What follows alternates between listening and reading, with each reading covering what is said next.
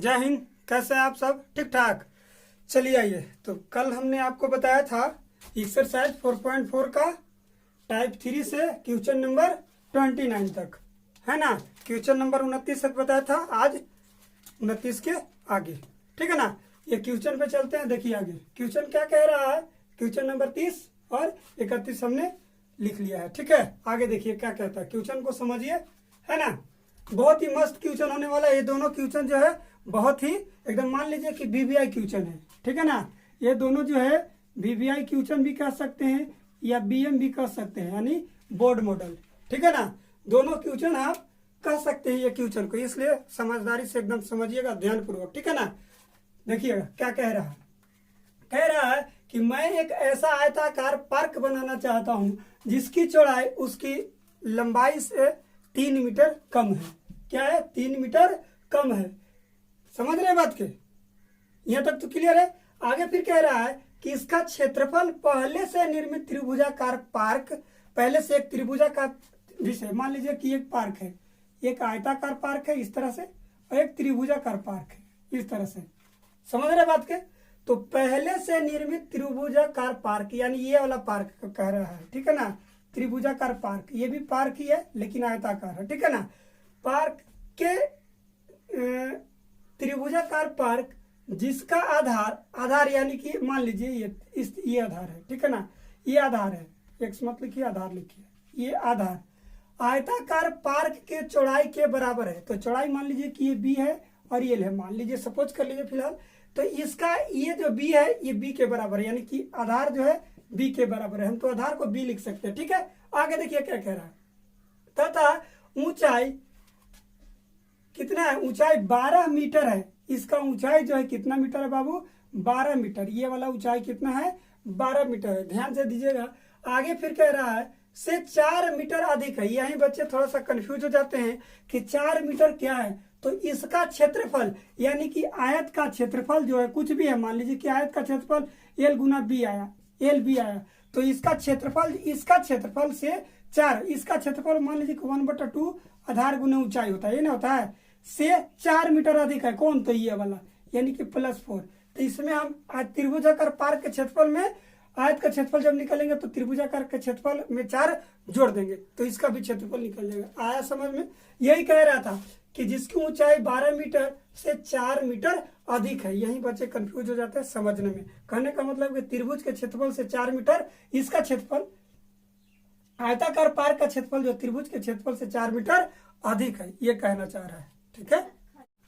यहाँ तक क्लियर है। अब आइए क्वेश्चन पे। ये हमको हम समझाने के लिए आपको कहते हैं, आगे देख लिए क्या है, ठीक है ना। तो मान लीजिए पहले, ठीक है ना, पहले मान लीजिए आयताकार में चलेंगे, ठीक है ना। मानिए आयताकार पार्क की लंबाई मान लीजिए x मीटर है, चूंकि चौड़ाई है इसलिए चौड़ाई का हो जाएगा। चौड़ाई जो है बबुआ, यानी कि b जो है लंबाई से 3 मीटर कम है। b जो है लंबाई से 3 मीटर कम है, यानी कि x है में 3 मीटर कम हो जाएगा, x - 3 मीटर। आया समझ में? यहां तक क्लियर है। अब चलिए, तब क्या होगा? देन तब पार्क की आयताकार लिखिए। तब आयताकार पार्क का क्षेत्रफल इज इक्वल क्या होता है? लंबाई गुना चौड़ाई होता है, आप तो जानते ही हैं, ठीक है ना। तो लंबाई x है और चौड़ाई जो है x - 3 है, ठीक है ना। तो ये गुना कर लीजिएगा तो x² - 3x हो जाएगा। इसको इक्वेशन आप फर्स्ट लिख सकते हैं। आया समझ में? अब क्या कह रहा से देखिए, पहले इतना तो हमने निकाल लिया। अब कहिए, पुनः देखिए, पुनः प्रश्न से लिखिए, चाहे पुनः प्रश्न से लिखिए, प्रश्न से डायरेक्ट लिखिए। प्रश्न से लिखिए क्या कह रहा है।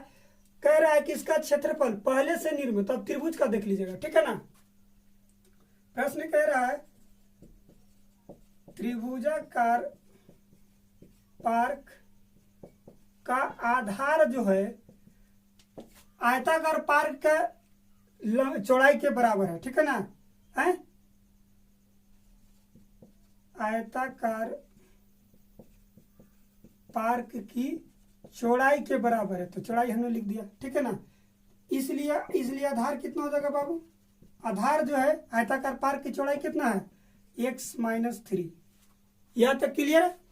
अब कह रहा है ऊंचाई तो दिया हुआ है, दिया है क्या, त्रिभुजाकार पार्क की ऊंचाई बाबू कितना है, 12 मीटर दिया हुआ है।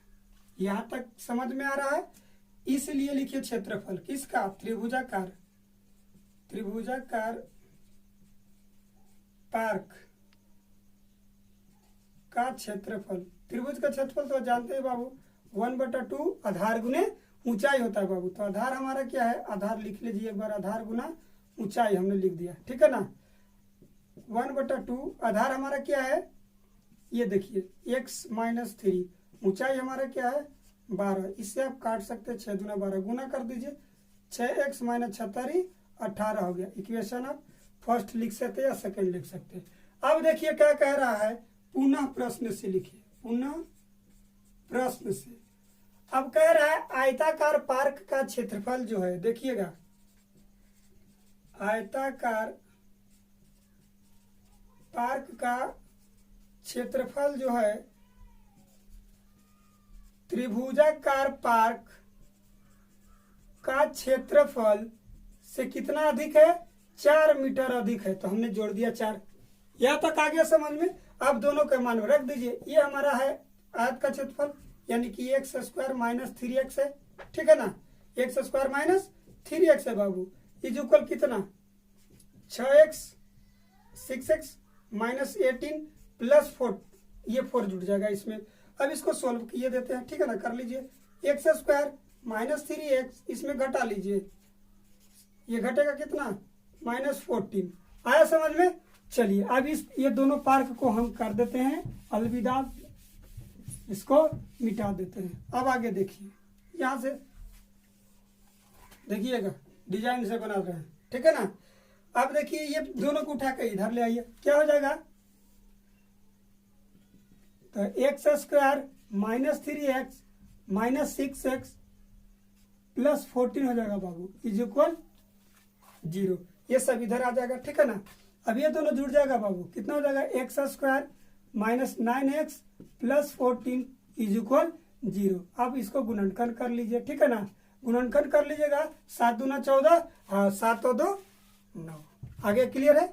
चलिए तो x² - 7 - 2x + 14 इज इक्वल 0। इसको क्या कर दीजिए कॉमन, तो हो जाएगा कि x - 7 - 2 को बाहर, x - 7 is equal 0। x - 7 x - 2 is equal 0। If लिख लीजिएगा x - 7 इज इक्वल 0, x बराबर कितना 7, ठीक है ना। इफ लिख लीजिएगा x - 2 इज इक्वल 0, इसलिए x इज इक्वल कितना 2, जो निगलेक्ट हो जाएगा। काहे 2 निगलेक्ट होगा बबुआ, ये जो 2 अगर x बराबर लंबाई हम रखते हैं तो 2 में से देखिए कह रहा है कि लंबाई से 3 मीटर कम है, तो 2 में से एक, ये अगर लंबाई उसको 2 मानते हैं तो चौड़ाई हमको आएगा ही माइनस में चला जाएगा, इसलिए इसको हम निगलेक्ट कर देंगे। ये हमारा लेने लायक है क्या, x इज इक्वल 7, ठीक है ना। इसलिए लिखिए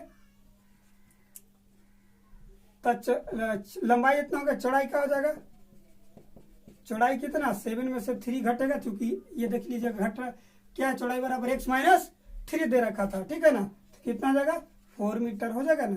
ये 4 मीटर हो गया, तो अतः लिख लीजिए आयताकार पार्क की लंबाई जो है 7 मीटर हो गया और चौड़ाई यानी कि 4 मीटर हो गया आंसर। और का कुछ करना नहीं था, बस यही था और कुछ नहीं था। एक बार देख लीजिए फिर से।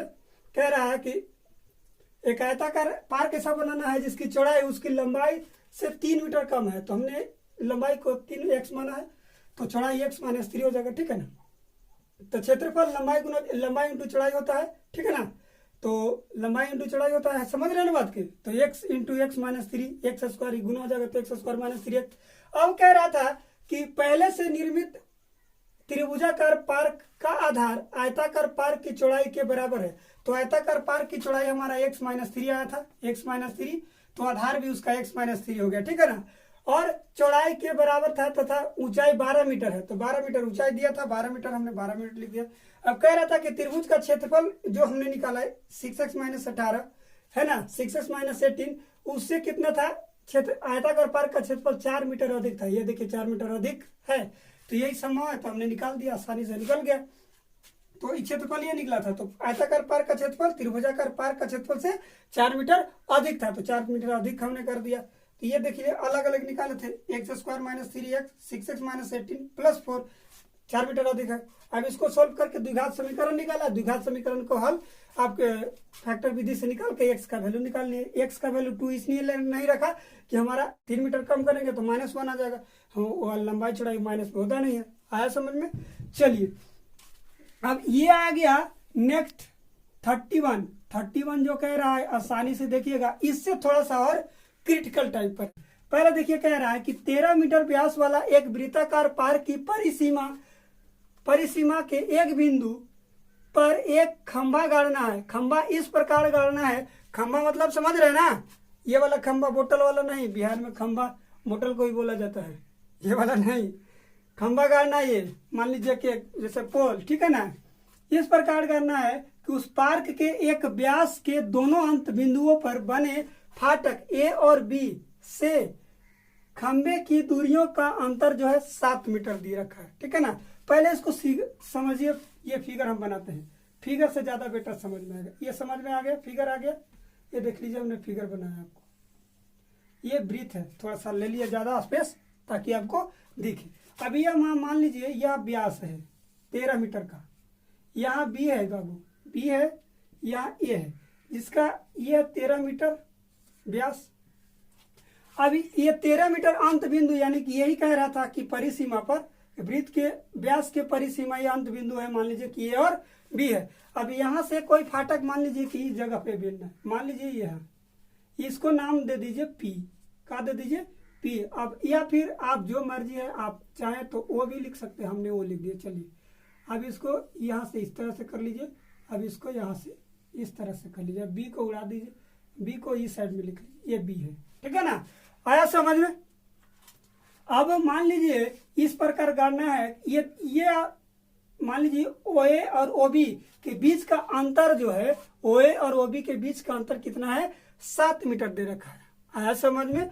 अब मान लीजिए कि अगर हम इसको x मीटर मानते हैं, x मीटर, तो ये वाला कितना होगा, ये वाला कितना होगा से देखिए क्या बनते हैं, ठीक है। आ रहा है समझ में? चलिए आगे ना, फिगर से समझ में आ गया होगा, आगे ना, चलिए बहुत बढ़िया, आगे देखिए। अब मान लीजिए क्या ये भी वृत्त का व्यास, क्या ये भी वृत्त का व्यास है ना, जिसकी लंबाई जो है बबुआ, लंबाई कितना है, 13 मीटर दे रखा है समझ में, ठीक है ना, 13 मीटर दिया है, ठीक है। तथा या फिर अगेन लिख लीजिए, अगेन मान लीजिए, अगेन लेट क्या,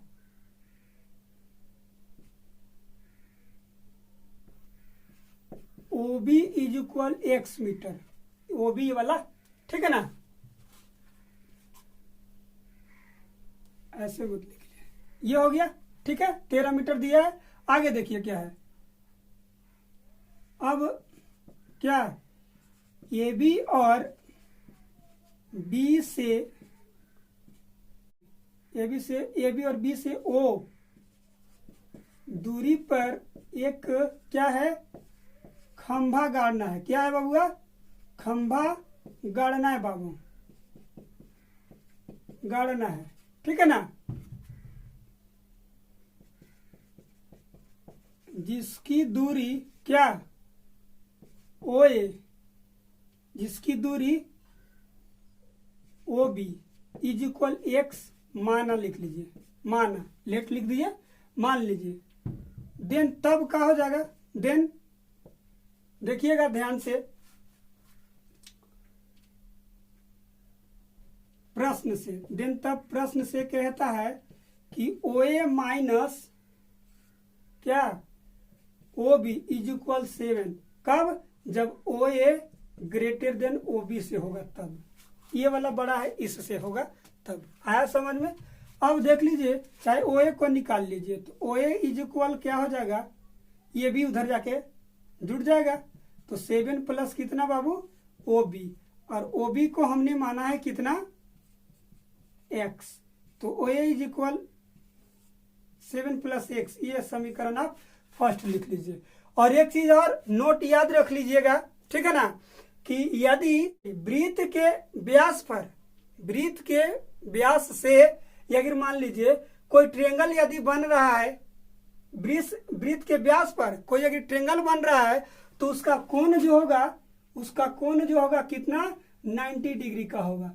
कितना डिग्री का होगा, 90 डिग्री का। यह चीज याद रखिएगा, नोट में आप लिख सकते हैं कि किसी वृत्त के व्यास पर बना ट्रायंगल समकोण होता है, ऐसे भी लिख सकते हैं। क्या होता है, समकोण होता है। आया समझ में? यह चीज आप लिख सकते हैं, ठीक है ना, या लिख लीजिएगा।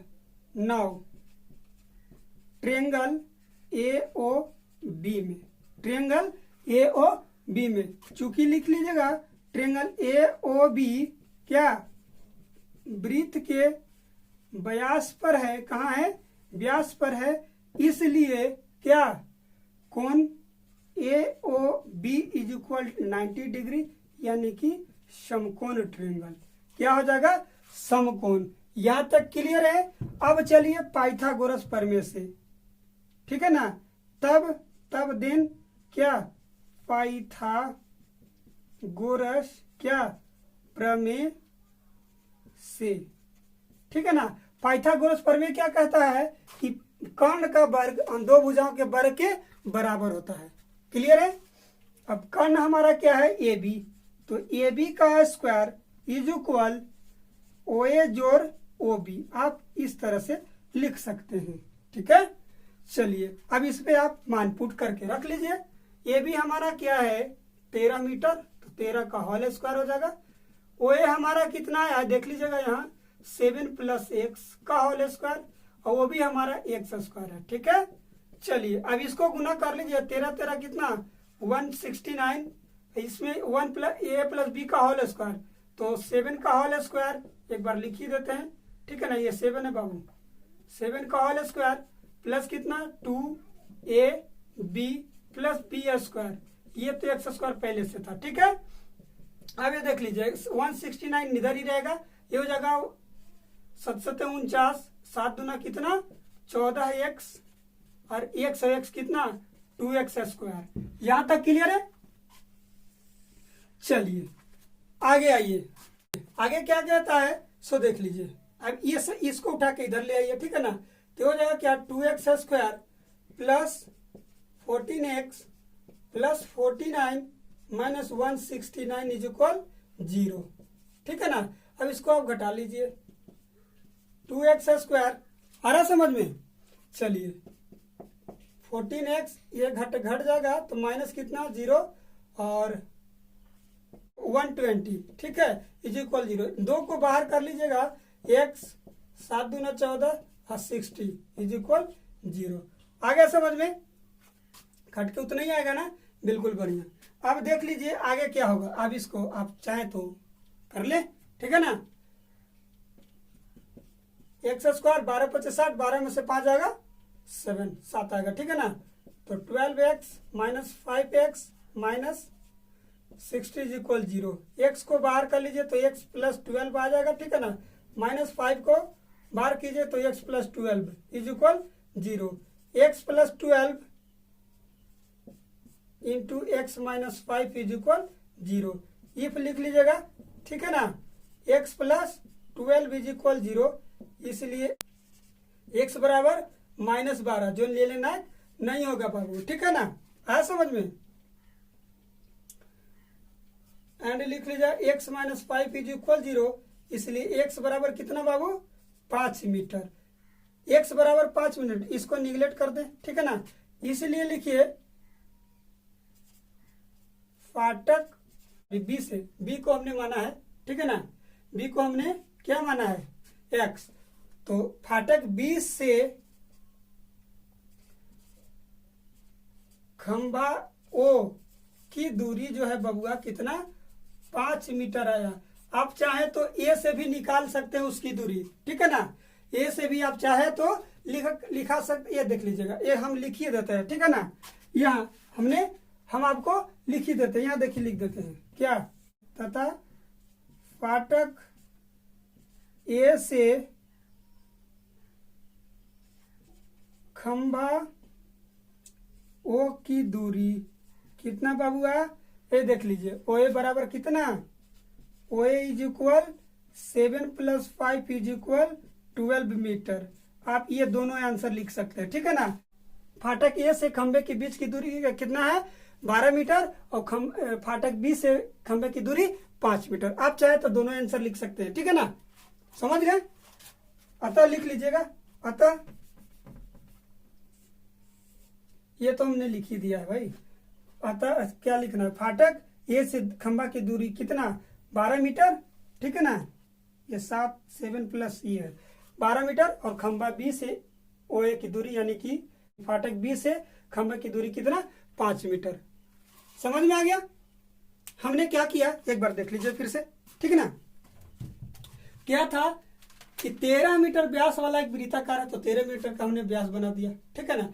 और उस पे कह रहा है कि एक वृत्त के कहीं परिसीमा पर ओ है, मान लीजिए कि वो पर यहाँ खंबा गड़ा है। हमने इसको फाटक थोड़ा देख लीजिएगा, फाटक इस तरह से ये हमको इसको थोड़ा सा काट दे रहे हैं, देखिए ये खंबा गाड़ना था इस तरह से, ये खंबा मान लीजिए सपोज कर लीजिए ये वाला खंबा आज समझ में। तो हमने ये खंबा गाड़ दिया। वो कह रहा था कि ये दोनों के बीच की दूरी जो है का अंतर कितना है 7।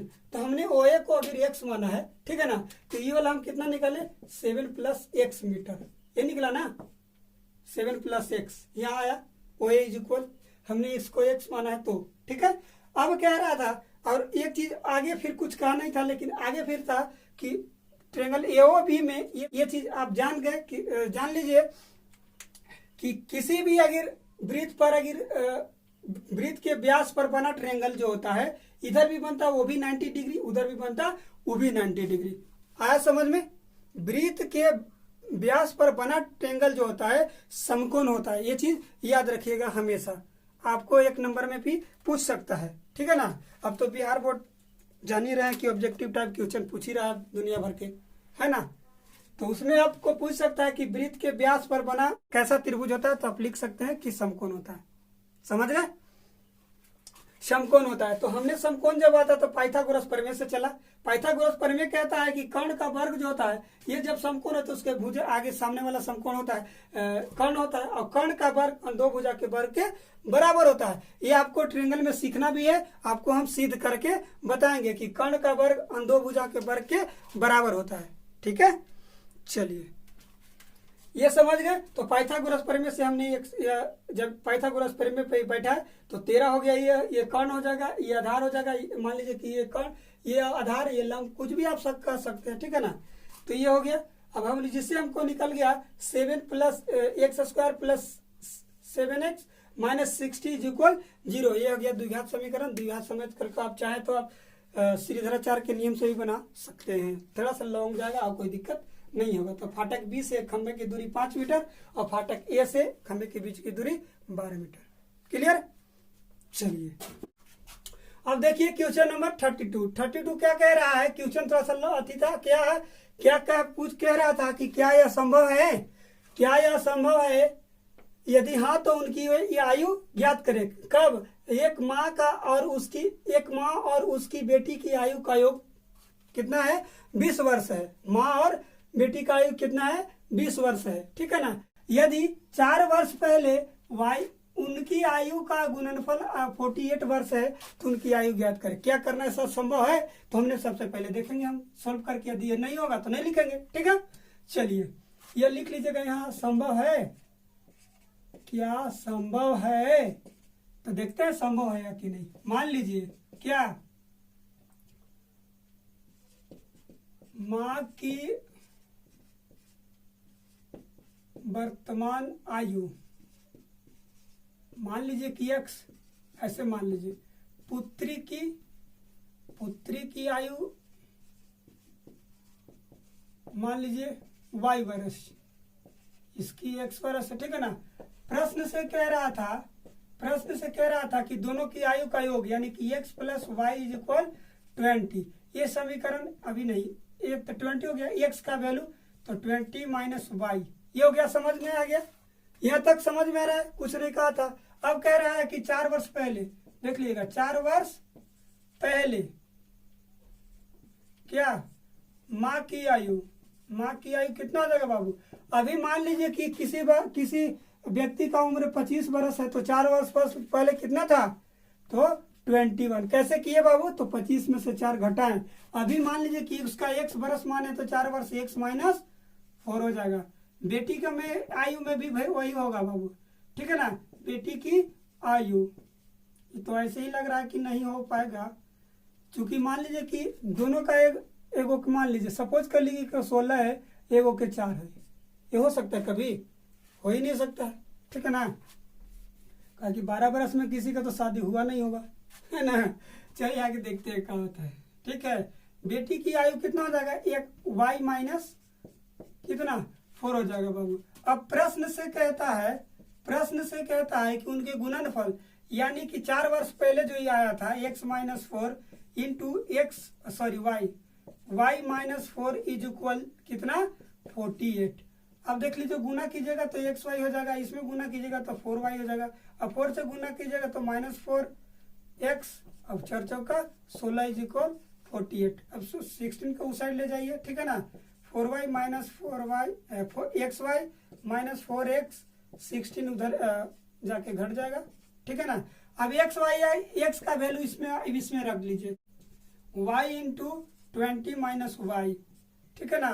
तो y 4 into 20 minus Y is equal घटेगा तो 32।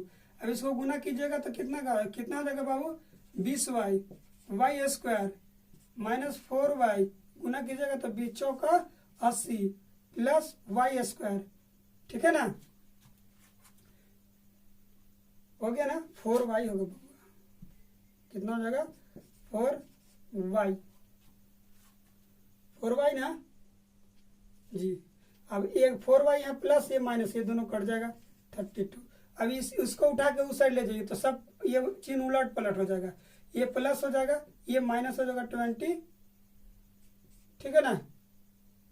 ये इधर आ जाएगा, उधर चला जाएगा तो 80 हो जाएगा, 80 में से 32 घट जाएगा बबुआ, तो हो जाएगा Y square plus 20 minus 20y, ठीक है। जुड़ जाएगा तो 112 हो जाएगा।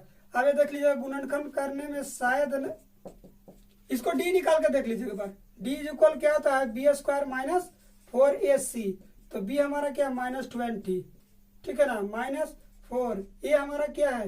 1, b हमारा 112 है, ठीक है ना। ये जब 20 यहाँ 400, यहाँ देखिएगा बाबू, ये हो जाएगा 448, 448 इज इक्वल 0। ये घटा लीजिएगा तो -48 आएगा। चूंकि लिखिएगा d, देखिए क्या होगा? d is equal -40। चूंकि लिखिएगा d लेस देन 0, 0 से छोटा है तो हल संभव नहीं होगा, इसलिए लिख लीजिएगा ऐसा संभव नहीं है, खत्म लिख दीजिए। चूंकि हल ही नहीं होगा तो आगे होगा नहीं, ठीक है। तो इस तरह से टाइप हो गया 3 खत्म, ठीक है ना। नेक्स्ट क्लास में बताएंगे टाइप नेक्स्ट, यानी कि टाइप 4 बताएंगे, ठीक है ना। टाइप 4 से अलग थोड़ा सा चाल दूरी का सूत्र याद रख लीजिएगा। आगे हम फिर मिलेंगे नेक्स्ट क्लास में, ठीक है ना। तो मिलते हैं अगले वीडियो में, तब तक के लिए जय हिंद।